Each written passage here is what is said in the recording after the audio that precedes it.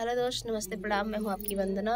मैं हूँ आपकी अर्चना। स्वागत करती हूँ अपने YouTube चैनल पे आप सभी का। और मैं एक बहुत ही प्यारा चुटकुला नाच गीत लेके आई हूँ। कैसे लगेगा कमेंट में जरूर बताना और कोई अपने दिल पे मत लेना, हंसी मजाक का गीत है।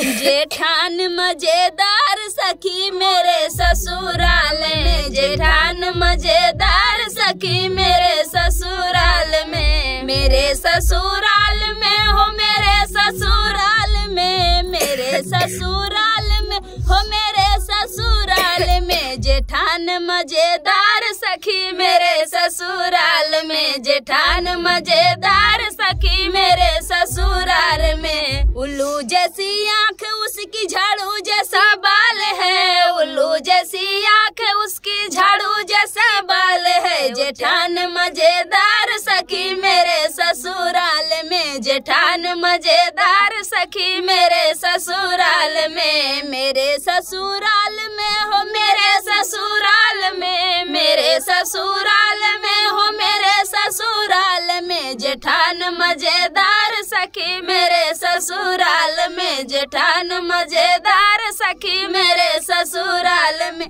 चूहे जैसे होठ सखी बंदर जैसा गाल है, चूहे जैसे होठ सखी बंदर जैसा गाल है। जेठान मजेदार सखी मेरे ससुराल में, जेठान मजेदार सखी मेरे ससुराल में। ऊंची नीची कमर सखी घोड़े जैसी चाल है, ऊंची नीची कमर सखी घोड़े जैसी चाल है। जेठान मजेदार सखी मेरे ससुराल में, जेठान मजेदार सखी मेरे ससुराल में।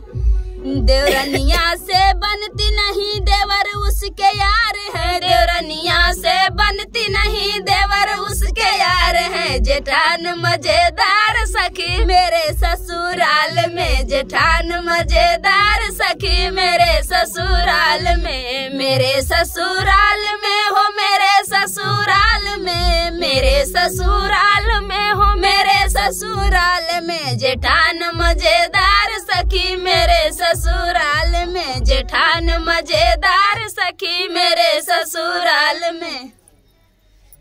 तो फ्रेंड, ये गीत कैसा लगा कमेंट में जरूर बताना। फिर मिलते हैं किसी नए वीडियो में नए गाने के साथ। तब तक के लिए बाय बाय, जय हिंद।